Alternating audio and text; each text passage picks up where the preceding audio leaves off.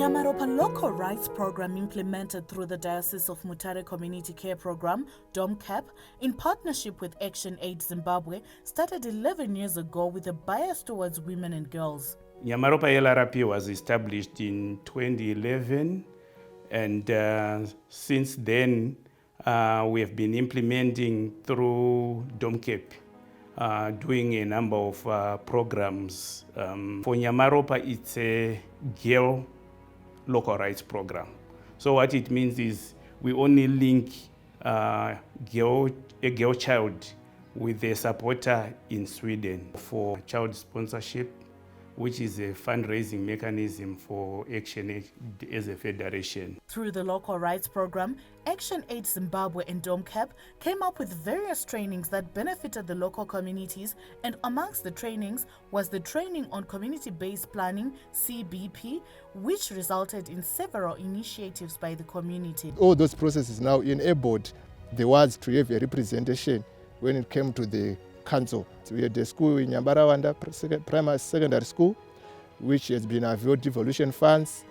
This saw the construction of a 2-classroom block. Also, we have in progress a teacher's house that is also at slab level. We now have 60 learners, 34 are girls and 26 are boys.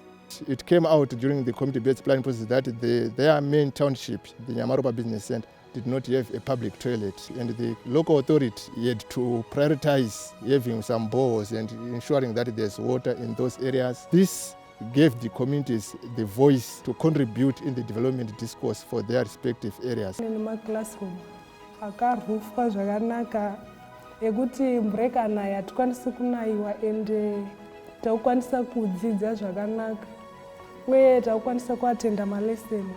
Maticha ukwanisa kutidzidzisa pasina mhepo inonge chipinda chikonze chiafecta wana. Kuti ndizodonate munda uyu takange tapiwa nguruve neDOMCCP kubatsiridzanira dzedu dzevanasikana. Saka isusu takada kuti project yedu ireke kugumira munzira, tiwandudze. Ndo pandakazosvika kudonata kanzera akumbira munda uyu. Takafunga kuti maybe tikasimudzira project yenguruve ikure kuenda kunorima 1 acre yewheat. Instead of kudzidzisa wana 13, tiri kutarisira kudzidzisa about 25 to 30. Tiri kutarisira tani.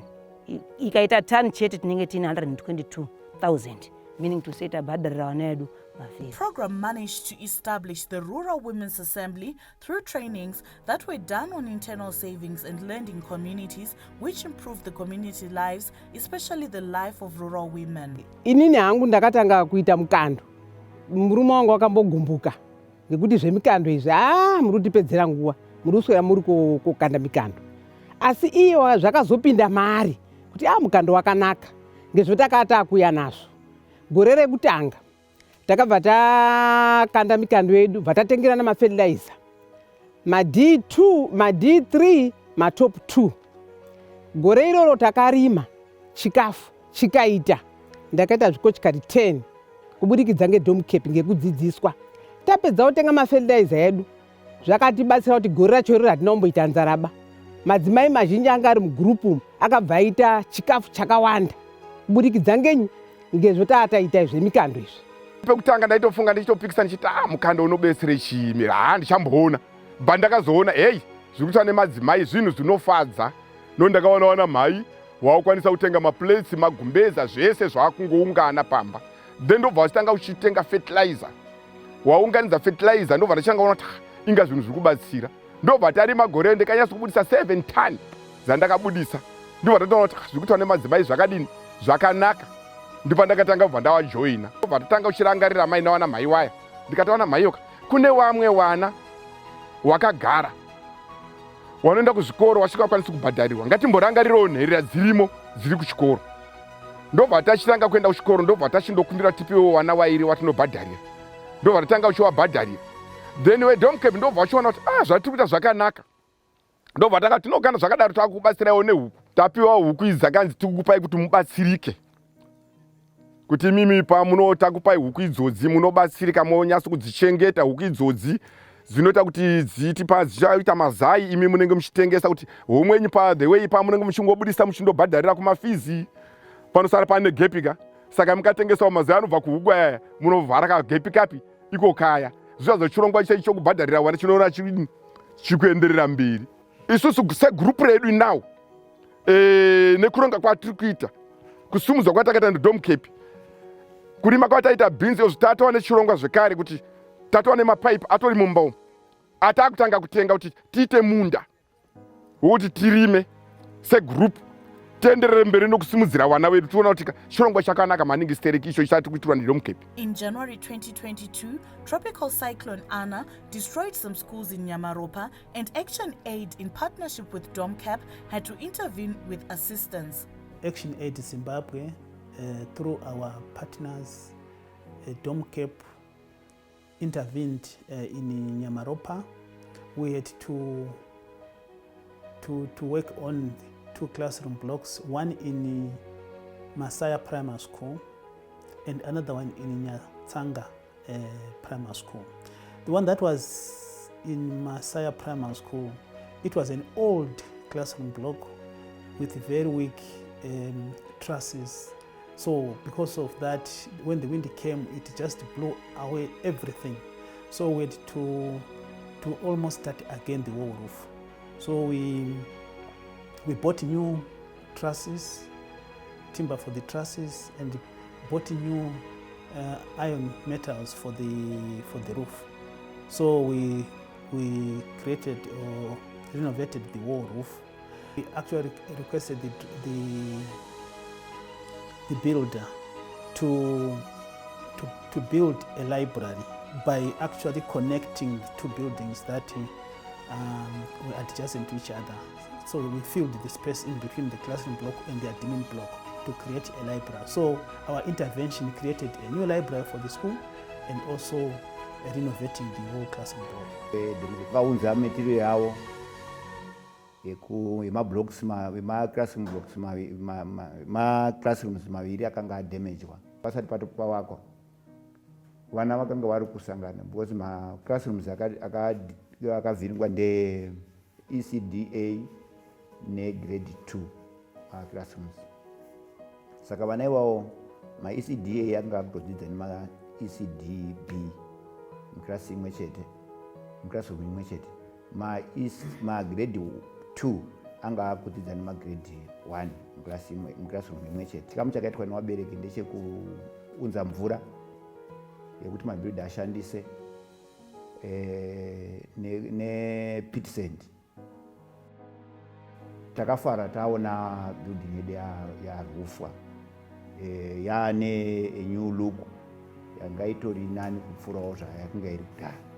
The program also assisted with buckets and other essentials during cholera and typhoid outbreaks in the community. Tabatsirwa nemabhuckets nesipo nemishonga yekuti tikwanise kudzivirira chirwere chetyphoid chakanga chapinda munharaunda muno muwadi 12. Dambudziko rinoitika muwadi muno nderekuti misha iri muno yakanyanyobatana zvakanyanya, saka typhoid yaimhanya zvakanyanya. So yaiyepi kuti takabatsirwa nemabhaketi, tikabatsirwa nemishonga yataishandisa matablets, tikabatsirwa zvenesipo dzekuti tikwanise kudzivirira chirwere chetyphoid nekorera. Livelihood projects were also introduced in schools as a way of helping the less privileged students, particularly girls. Like in state 2013 up to about 2015, the girl child won my school fees straight from DOMCCP. Then from 2015, DOMCCP in partnership with the local community vakabatana ndotanga project yepigari yanga nechinangwa chekuda kuassista the girl child. Taitengesa towana mari yekubhadharira the girl child school fees yake. We decided to sell off the whole lot yenguruve dzatinadzo. Saka right now mari yatakatengesa nguruve, the other portion takanobhadhara fees yevana ivavo. The other portion taakutanga zvenayo huku dzatinadzo idzi. Huku idzi tiri kubhadharirazve ma vulnerable atiri kuidentify mu community vanenge vauya. with the girl child especially. Through trainings on Gender Responsive Public Service, GRPS, communities were trained and were now able to engage with the duty bearers. Takavatsanangurira zvatakanga tadzidza iko kuti paGRPS tinotarisira kuti vanhu unofanira kunga muchitei nokuti vanhu vakanga vatoneseka kuti GRPS azvinorevei. Chatakazofarira ndechekuti kune vakauya takazoti hamuna kuya makakwana tichadzoka kuvillage titeedza village by village kuti sabhuku atiunganidzire vanhu. Saka ikoko ndo kwatakanyanya kusimbisa nyaya yemaservices because maservices sekuona kwatiri kuita chinhu chachisiri kunyatsonzwisika nevanhu kuti zvatinoda ndisi tinofanira kuzviimiririra tiine chataitawo chikamu chedu kwete kumira kuti tinondoitirwa. Takabatana kansela nemasabhuku edu tikofa tinawo muwadi muno. Tikati komiti yege ngatiunganidze mabricks. Takabatana nemalocal businessmen akatanga kudonetawo masimenti wamwe chidoneta brick force, DPC, DOMCCP yakabata neAction Aid. Wakati donetera roofing timber yamunoona iyi. Wakati donetera marata amunoona iyi. Wakati donetera paint yakapenda kunze kwechiwaka chiri panapa.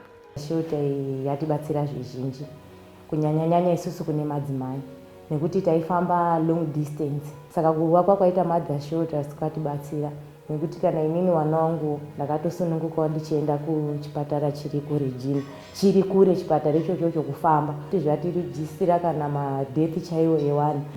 So takabva tati toita sei senharaunda isusu ngatitsvagewo zvatinokwanisa. Therefore for these 10 villages takakwanisa kudoneta zvidhina, tikakwanisa kutsvaga matombo, quarrystones, tikakwanisa kutsvagawo send raidiwa pakuti tiwakirwe mothers shelter.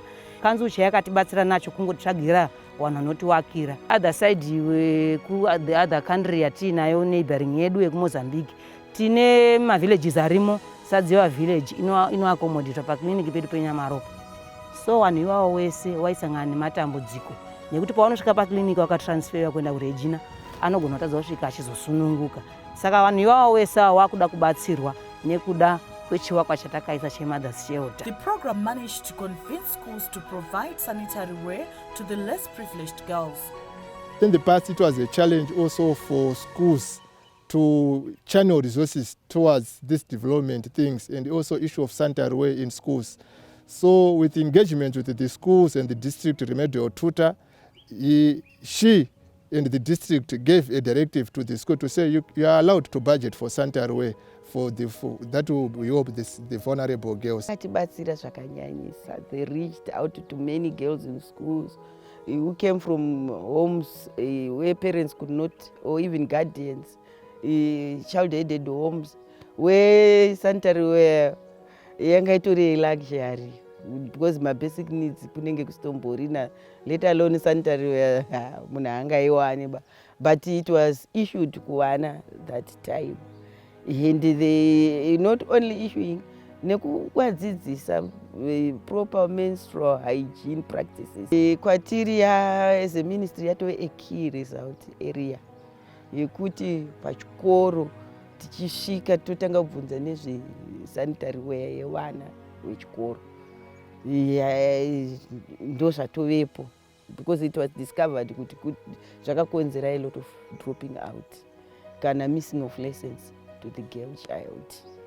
Ndine umwe mwana ari pachikoro ipapapo ari disabled disadvantage mwana asikana.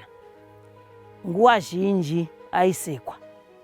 Nekuda kwekuti ukatarisirwa pasi nevamwana wozoshayazve zvikwanisiro.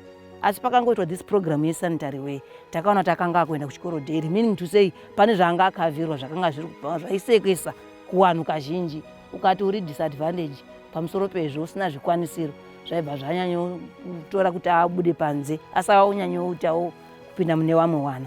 So we are happy kuti takabatsirikana senharaunda. Action Aid Zimbabwe and DOMCCP are grateful to the support rendered during the program from its inception up to its phasing out. We are so grateful to Action Aid Sweden, who were actually facilitating, the linkages between our children in Nyamaropa and supporters in Sweden. So at the moment, as I speak, we have 797 links, which would translate to 797 supporters. because of the resources that we were getting from them, we were able to even strengthen the local structures, ISOs. We were able to support, school development committees. A lot of trainings were actually done using those resources.